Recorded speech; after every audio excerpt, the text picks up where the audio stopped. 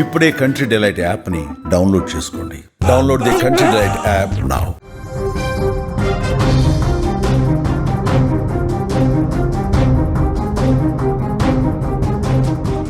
ఎలా మనవరాలుంటే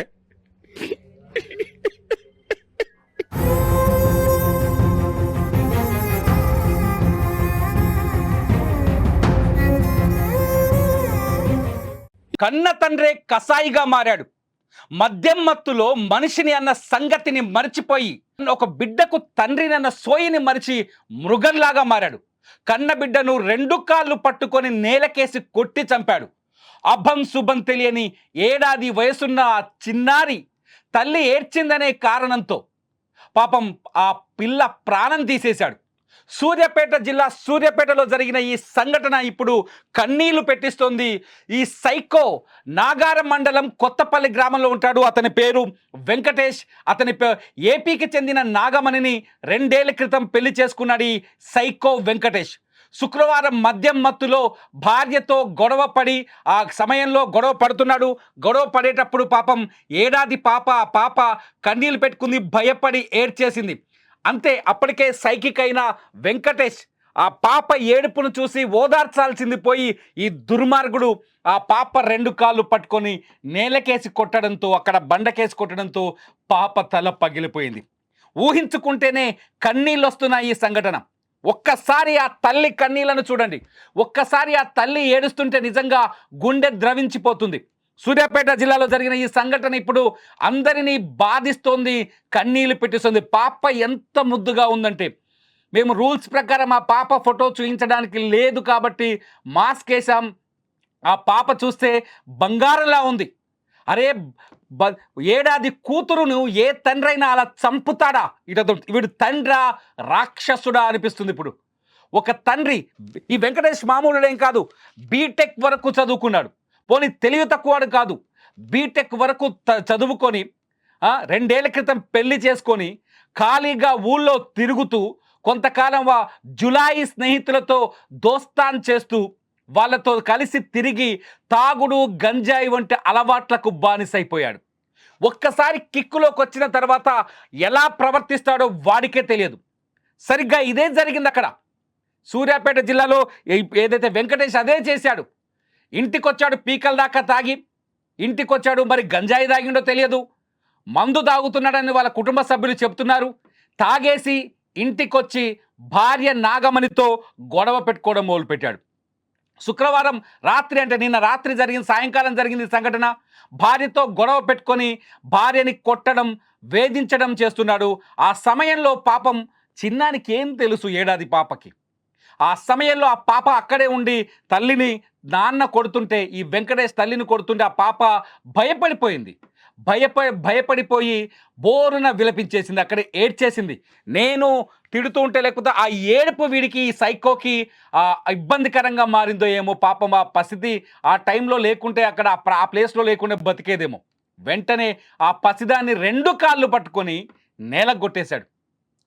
అక్కడికక్కడే రక్తపు మడుగులో పడిపోయింది ఆ చిన్నారి.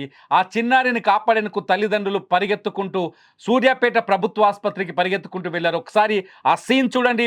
సూర్యాపేట ప్రభుత్వ ఆసుపత్రి దగ్గర పరిగెత్తుకుంటూ పోయారు. అక్కడికి వెళ్ళిన తర్వాత పాప చనిపోయిందని చెప్పారు. సూర్యాపేట ప్రభుత్వ ఆసుపత్రికి చూడండి ఒకసారి, ఆసుపత్రి దగ్గర పరిస్థితులు చూడండి. ఆ పాప చనిపోయిందని తెలిసిన వెంటనే ఆ తల్లిదండ్రులు బోరున విలపిస్తున్నారు. బంధువులంతా హుటాహుటిన అక్కడికి చేరుకున్నారు. అందరూ ఆ పాప డెడ్ బాడీని చూసి ఏడుస్తూ బయటకు వస్తున్న ఆ సీన్ చూడండి. ఏడాది పాప ఏం చేసింది? ఏం తప్పు చేసిందా ఏడాది పాప? ఏం తప్పు చేసిందా ఏడాది పాప? ఈ దుర్మార్గుడి కడుపులో పుట్టడమేనా? ఈ తాగుబోతు కడుపులో పుట్టడమే ఆ పాప చేసిన తప్ప? ఈ తాగుబోతు కడుపులో పుట్టడమేనా?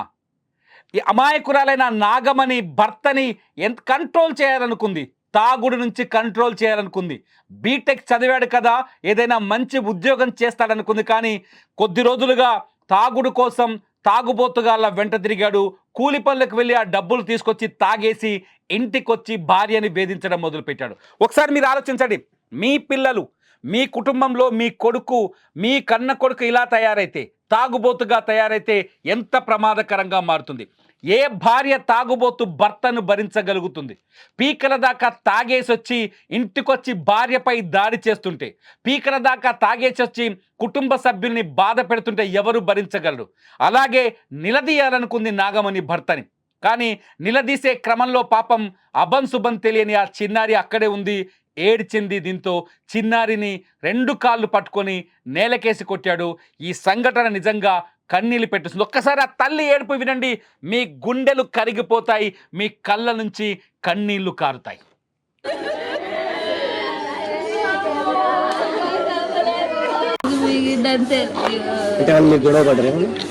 గొడవలే తాగిద్దు గద్దె లాగేసి కొట్టిద్దు. ముందు కూడా ఎప్పుడు ఇంతే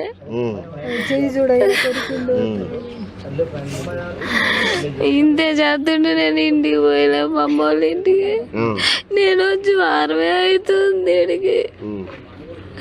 వారంలో నా బిడ్డను కాసేసిండవు.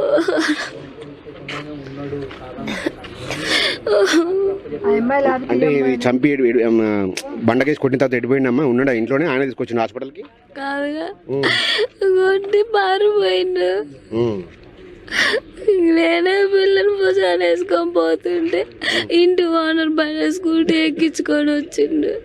కొన్నిసార్లు ఘర్షణ జరిగినప్పుడు పోనీ ఆ పాపని నేలకేసి కొట్టిన తర్వాత వాడు మనిషిలా ప్రవర్తించాడంటే అది లేదు.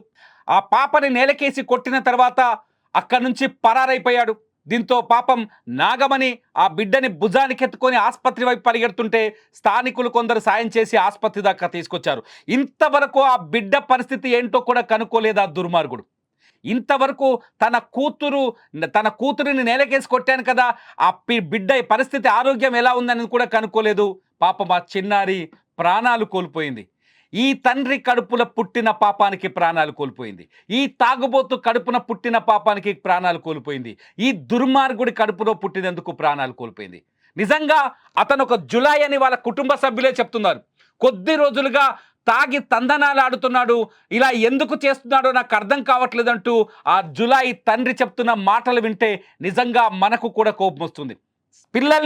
పిల్లల్ని కంట్రోల్ చేయకపోతే వాళ్ళు పెరిగి పెద్దవాళ్ళు అయిన తర్వాత రాక్షసులుగా, దుర్మార్గులుగా, ఇలాంటి సైకోలుగా మారతారని చెప్పడానికి వాళ్ళ నాన్న చెబుతున్నా. చూడండి ఆ ముసలాయన ఎలా ఏడుస్తున్నాడో.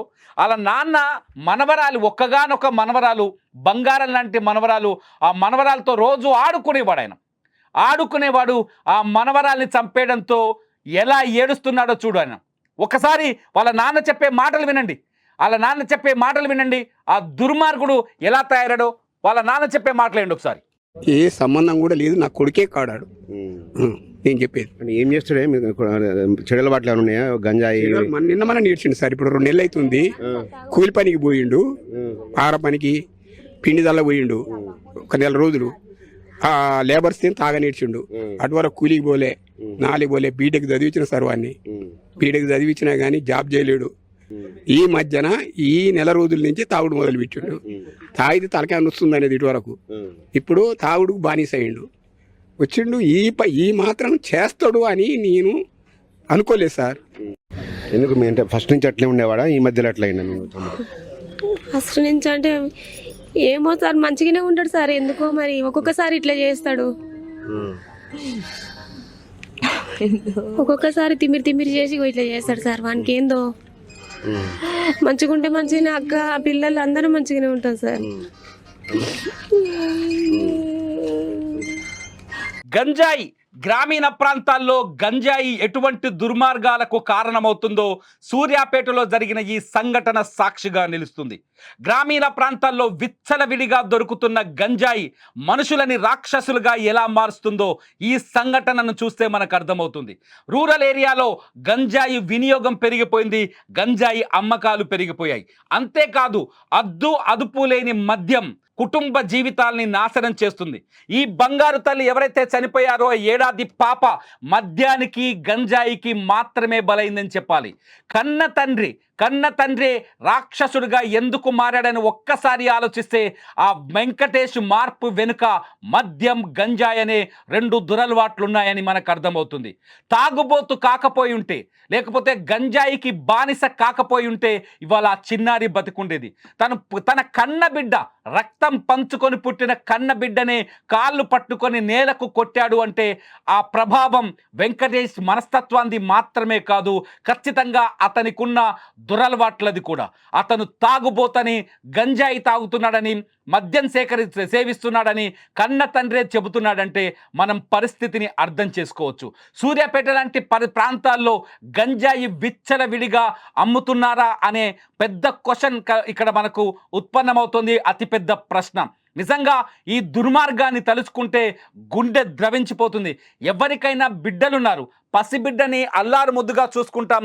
చీమ కరిసిన మన బిడ్డకు ఒక చీమ కరిచినా మనం తట్టుకోలేం, కాలికి చిన్న ముళ్ళు గుచ్చుకున్నా తట్టుకోలేం. అటువంటి సున్నితంగా చూసుకోవాల్సిన పసిబిడ్డని కాళ్ళు పట్టుకొని నేలకు కొట్టాడంటే వాడి హృదయం ఎంత కఠినంగా, ఎంత నిర్దయగా మారిందో మనం అర్థం చేసుకోవచ్చు. ఇంత క్రూరంగా ఎందుకు ప్రవర్తించాడు అంటే కేవలం మద్యం గంజాయి. మళ్ళీ చెప్తున్నాను, గంజాయి మత్తులో, మద్యం మత్తులో జరుగుతున్న దుర్మార్గాలకు నిలువెత్తు నిదర్శనం ఇవాళ సూర్యాపేటలో జరిగిన ఈ సంఘటన. మీరేమనుకుంటున్నారు? వెంకటేష్ లాంటి వ్యక్తుల జీవితాల్ని నాశనం చేసి వాళ్ళని క్రిమినల్స్గా మారుస్తున్న ఈ మద్యం గంజాయి అలవాట్లని తిప్పి కొట్టాలంటే ఎటువంటి చర్యలు తీసుకోవాలి? మీరేమనుకుంటున్నారో ఈ వీడియో కింద కామెంట్ చేయండి.